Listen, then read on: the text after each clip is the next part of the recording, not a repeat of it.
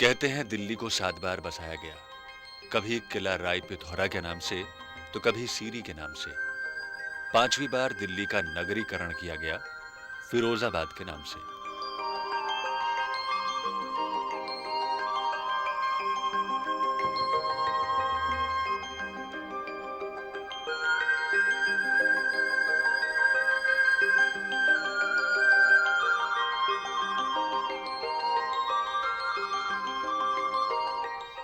दिल्ली के 5वें शहर फिरोजाबाद का निर्माण 1354 ईस्वी में फिरोज शाह तुगलक ने करवाया था।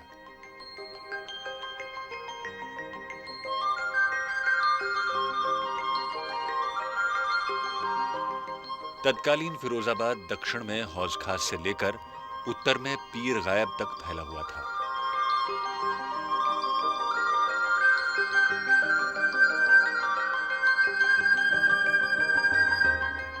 फिरोज शाह कोटला इसी फिरोजाबाद शहर का नगर दुर्ग था, जिसे फिरोज शाह ने विशेष तौर पर अपने लिए बनवाया था। फिरोजाबाद और फिरोज शाह कोटला के निर्माण में जिन इमारती साज सामानों का उपयोग किया गया था, वो ज्यादातर दिल्ली के ही पुराने शहरों से हासिल किए गए थे।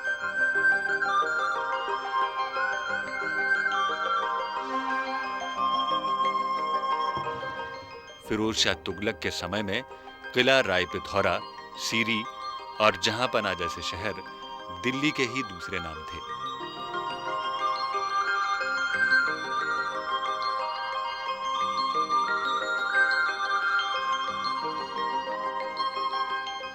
लेकिन यह बताना मुश्किल है कि इनमें से किस शहर ने फिरोजाबाद के निर्माण में ज्यादातर भूमिका निभाई। फिरोज शाह कोटला को संभवतः समानांतर षटफलक के आधार पर बनाया गया था।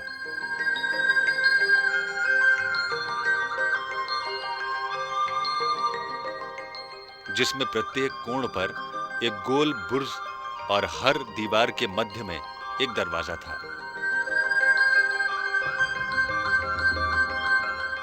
पूर्वी छोर, जो कि यमुना की ओर था, इसके दीवार में कोई दरवाजा नहीं था।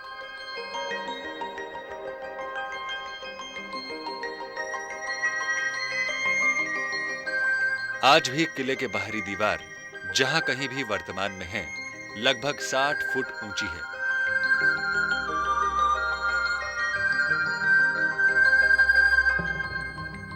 फिरोज शाह कोटला पूरी तरह से भूरे रंग के अनगढ़े पत्थरों से निर्मित था। अनगढ़े और अनियमित पत्थरों को इतनी सफाई से जोड़ा गया था कि कोटला में बची हुई इमारतों को देखकर आश्चर्य होता है कि किसी भी इमारत में पत्थर के टुकड़े बेकार तरीके से दीवार के बाहर निकले हुए नजर नहीं आते।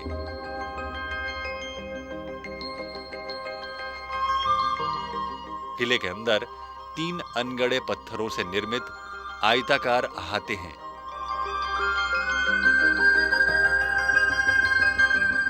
जिनकी पूर्वी दीवार एक सीध में है।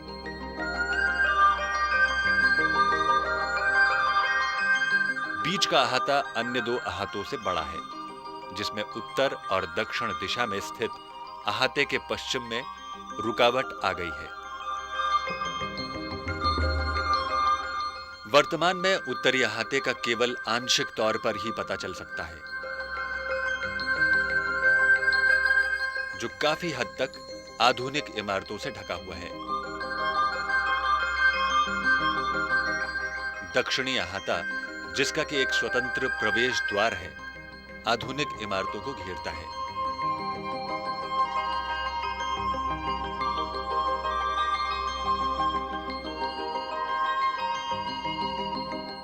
बीच के अहाते में पश्चिम की ओर से इसके मुख्य प्रवेश द्वार से पहुंचा जा सकता है।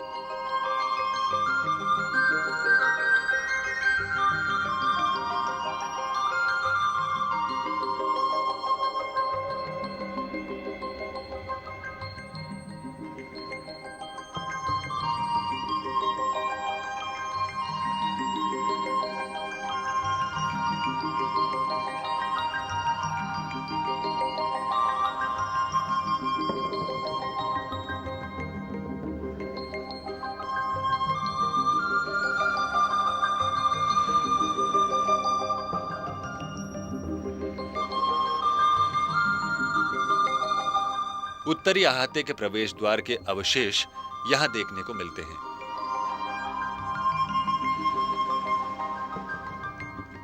जबकि दक्षिणी अहाते के एक ऐसे ही प्रवेश द्वार को बंद कर दिया गया है।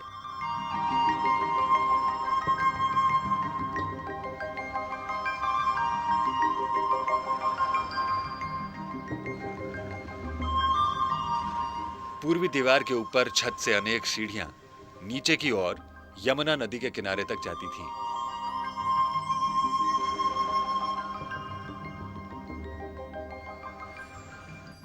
कोने में दी गई बुर्जों सहित इन प्राचीरों में तीर मारने के लिए छेद बने थे।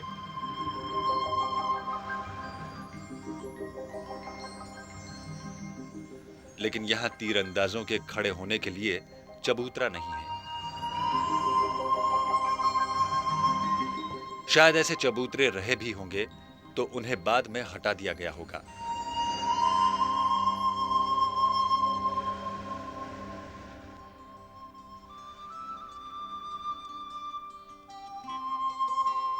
फिरोजशाह कोटला में एक कबूतर बुर्ज भी था। यहां आज भी कबूतरों का जमघट देखा जा सकता है, जहां लोग इन्हें खाने के लिए दाना डालते हैं।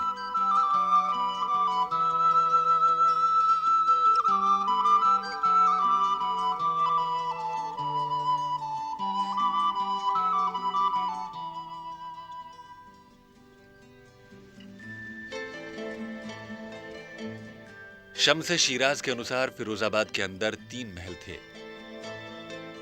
महल अंगूर, महल छज्जाए छोविन और महल वारे आम।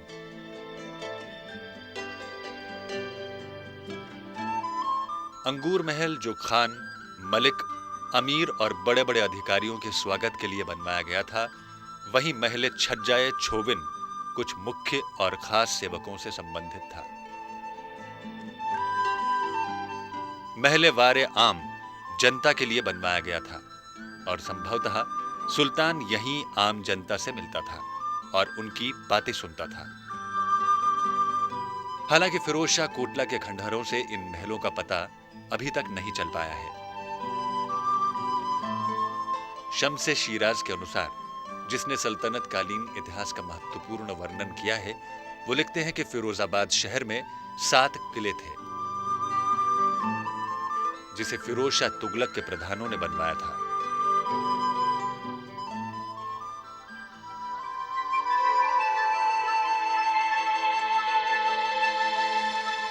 पुराने हो जाने की वजह से इनका अस्तित्व अब खत्म हो गया है। शम्स शिराज के अनुसार ही यमुना के किनारे जिस जगह पर फिरोजाबाद की नींव रखी गई, वहां से 5 कोस के दायरे को फिरोज ने पूरी तरह से अधिकार में ले लिया था और यहां बहुत सारी इमारतों का निर्माण करवाया गया था।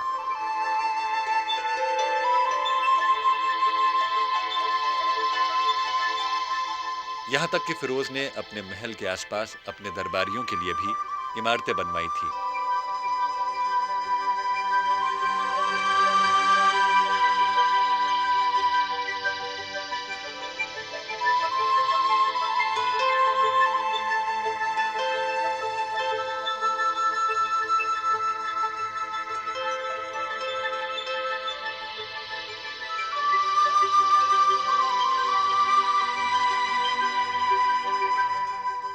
किले के अंदर चारों तरफ कोठरियों का जमावड़ा देखा जा सकता है।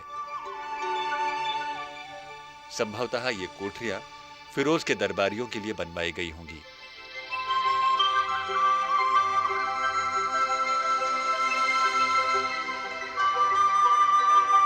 इन कोठरियों की ऊंचाई बहुत ज्यादा नहीं है और इसके छतों पर नक्काशी की गई है, जो बहुत ही साधारण स्तर की है।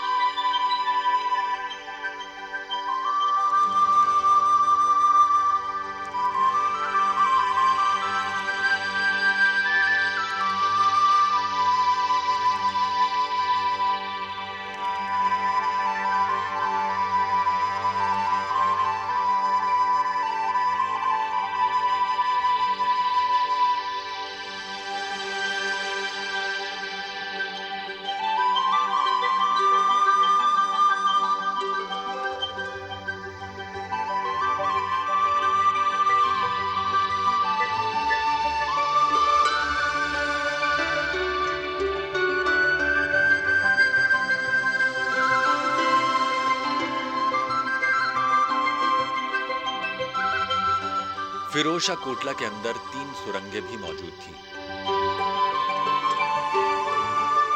जो औरतों और सुल्तान के परिवार वालों के उपयोग में आती थीं। 3 सुरंगों में एक नदी की ओर निकलती थी, दूसरी सुरंग पीर गायब के पास कुश के शिकार की ओर निकलती थी, जबकि तीसरी सुरंग, जो कि सबसे लंबी थी, किला राय पिथौरा के पास जाकर निकलती थी।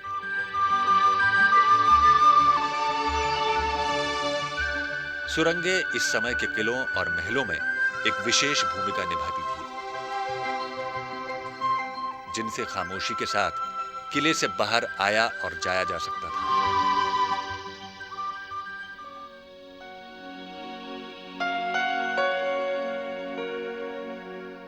दिल्ली में फिरोजाबाद का महत्व तब तक बना रहा जब तक कि शेर शाह ने यमुना के किनारे शेरघर का निर्माण नहीं करवा लिया था।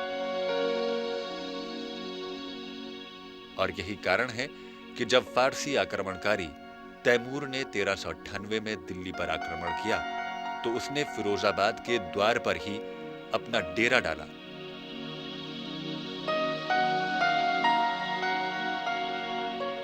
और जब इब्राहिम लोदी ने फिरोजाबाद पर कब्जा जमाया, तब उसने इसके द्वार पर एक पीतल के सांड की मूर्ति स्थापित कर दी, जिसे वो ग्वालियर से लाया था।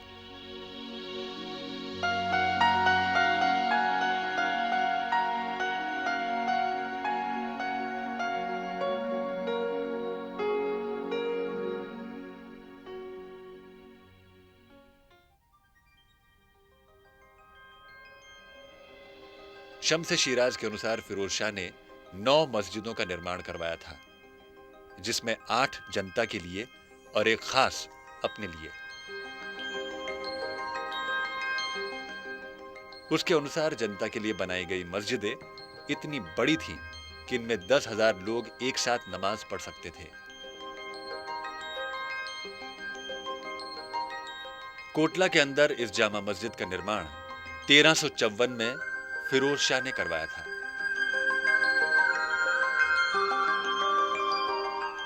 इस मस्जिद की गरिमा और इसकी खूबसूरती का अंदाजा इसी बात से लगाया जा सकता है कि आक्रमणकारी तैमूर लंग ने न सिर्फ इस मस्जिद में इबादत की, बल्कि उसने ऐसी ही एक मस्जिद की स्थापना अपने गृहनगर फारस में करवाने के उद्देश्य से इसका मॉडल भी अपने साथ ले गया। समय के साथ खंडहर में बदल रही इस मस्जिद में आज भी लोग इबादत के लिए आते हैं।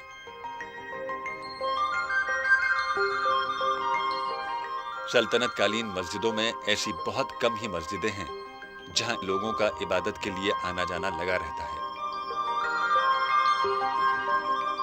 यहां मस्जिद में इबादत के लिए महिलाओं को भी देखा जा सकता है।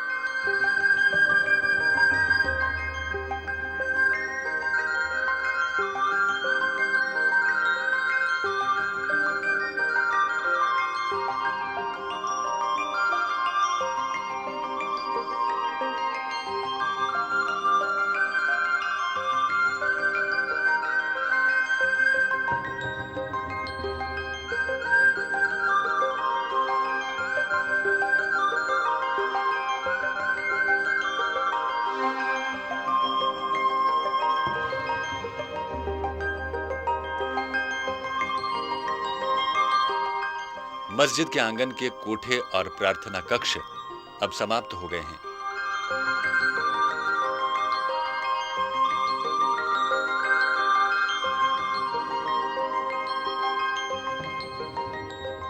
मस्जिद के पश्चिमी भाग के पीछे की ओर यह दीवार आज भी बची हुई है।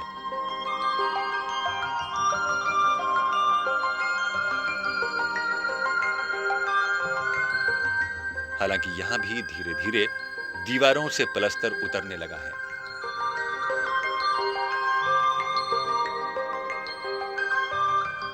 मस्जिद के पास पड़े मलबे से यह अंदाजा लगाया जा सकता है कि किसी समय मस्जिद का प्रवेश द्वार और अशोक स्तंभ वाली इमारत एक पुल के माध्यम से जुड़े हुए थे।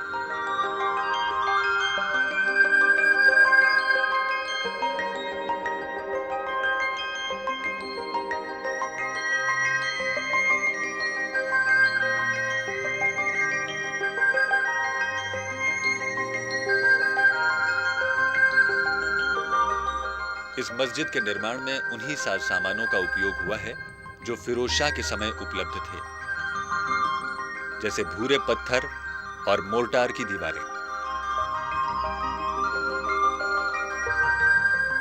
जिसे चूने से जोड़ा गया है, और साथ ही मस्जिद की पूरी दीवारों पर चूने से ही प्लस्तर भी किया गया है।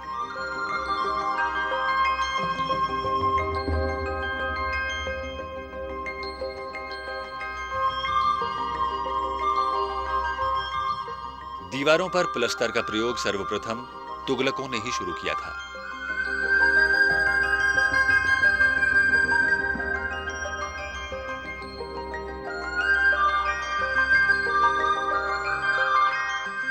इस मस्जिद की निर्माण संबंधी विशेषता है भूरे पत्थर के सीधे साधे और कठोर तल।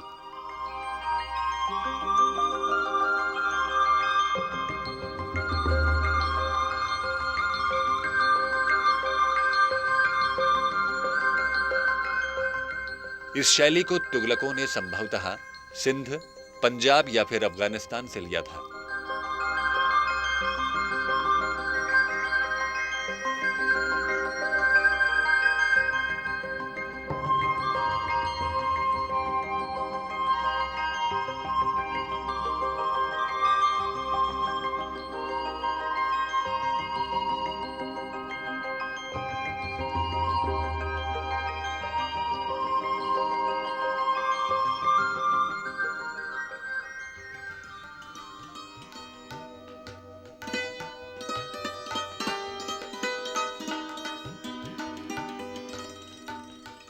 जामे मस्जिद के उत्तर में 3 मंजिलों में अनगढ़े पत्थरों से निर्मित एक ऊंची इमारत है, जो प्रत्येक मंजिल पर कम होती चली गई है। इसे दूर से देखने में यह एक पिरामिड की शक्ल पेश करती है।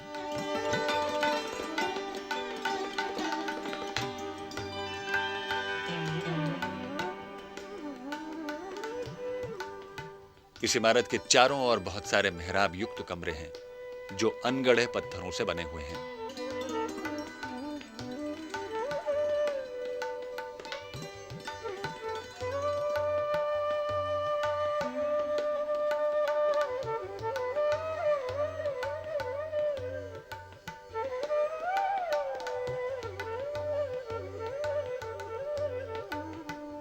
नीचे से सीढ़ियों के माध्यम से इस पिरामिडी इमारत की छत पर पहुंचा जा सकता है।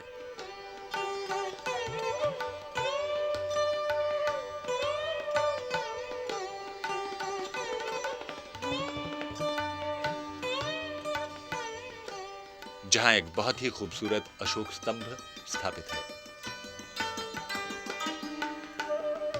इस स्तंभ को सन 1356 में फिरोज शाह ने अंबाला जिले के टोपरा गांव से लाकर यहां स्थापित करवाया था।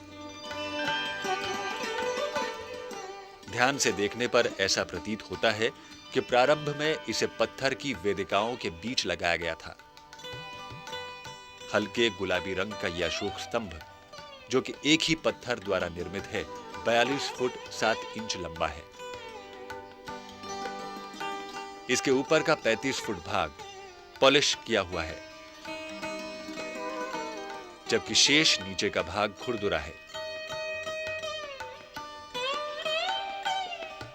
27 टन वजनी इस स्तंभ का ऊपरी व्यास 25.3 इंच है और इसका निचला व्यास 38.8 इंच है।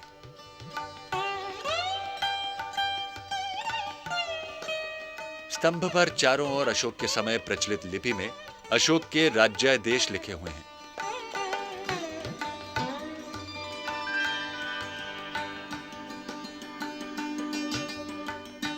शम्स शिराज ने उस जटिल कार्रवाई का वर्णन किया है जो कि स्तंभ को नुकसान पहुंचाए बिना नदी के जरिए दिल्ली लाने के लिए अपनाई गई।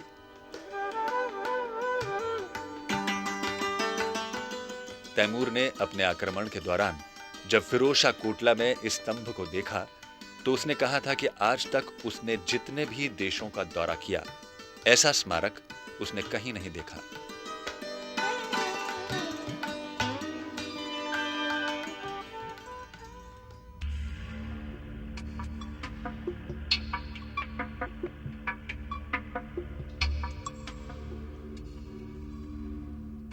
फिरोज शाह का संबंध अपने काल के सूफियों से बहुत ही घनिष्ठ था, खासकर अमीर खुसरो के साथ। लोगों की ऐसी मान्यता है कि फिरोज शाह कोटला का सूफियों से नजदीकी संबंध रहा है।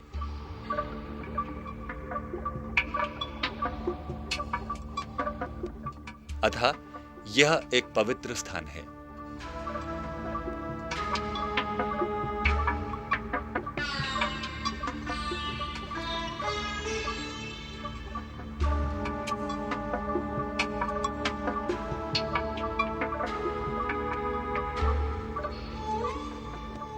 यहां प्रत्येक बृहस्पतिवार ऐसे लोगों की भीड़ देखी जा सकती है जो कोटला के विभिन्न भागों में इबादत करते हुए देखे जा सकते हैं।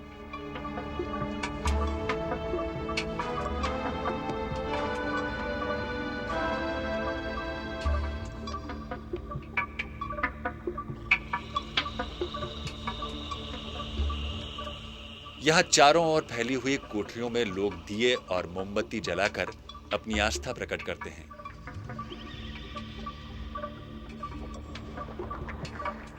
हालांकि ऐतिहासिक विवरणों में ऐसी कोई बात नहीं मिलती जिससे यह कहा जा सके यहां कोई एक आश्चर्यजनक घटना हुई हो जिससे लोग यहां पूजा अर्चना के लिए आते थे।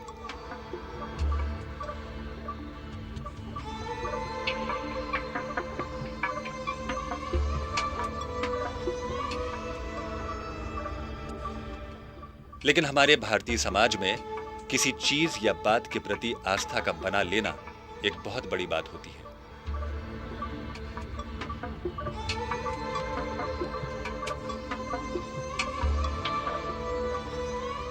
ऐसी ही एक आस्था का जीता जागता नमूना है यहां पर इबादत के लिए आने वालों की भीड़।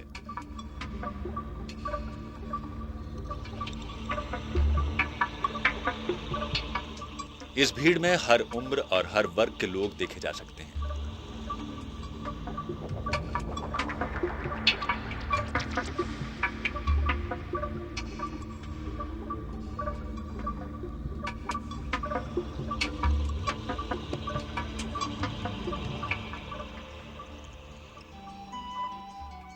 पिरामिडीय इमारत जिस पर के अशोक स्तंभ स्थापित है, उसके पास ही अवस्थित है एक छोटी सी लेकिन खूबसूरत बावली। इस बावली में आज भी पानी का स्रोत बना हुआ है। संभवतः इस बावली का निर्माण फिरोज शाह कोटला के निर्माण के समय ही किया गया होगा। संभवतः इस बावली से ही यहां पानी की जरूरतों को पूरा किया जाता होगा, क्योंकि यहां कोटला में पानी उपार्जन के लिए किसी अन्य साधन का पूर्ण अभाव मिलता है। इस बावली से ही लोगों की कुछ धारणाएं जुड़ी हुई हैं। यहां आने वाले लोग बावली में रोटी या फिर केक के टुकड़े फेंकते हैं। हालांकि इस धारणा के संबंध में कोई ठोस जानकारी नहीं मिलती, लेकिन हो सकता है कि इस बावली में रहने वाली मछलियों के भोजन के लिए रोटी के टुकड़े फेंके जाते हों।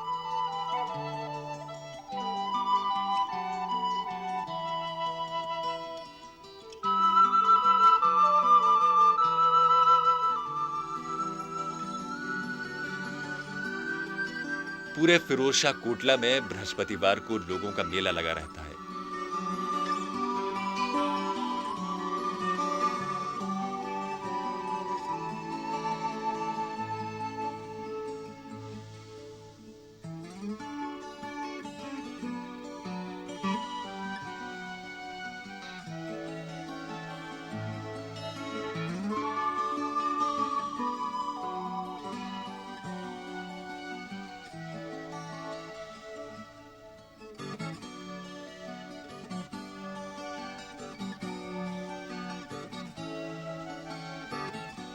किले के मुख्य प्रवेश द्वार के बाहर इस दिन दुकानें लगाई जाती हैं,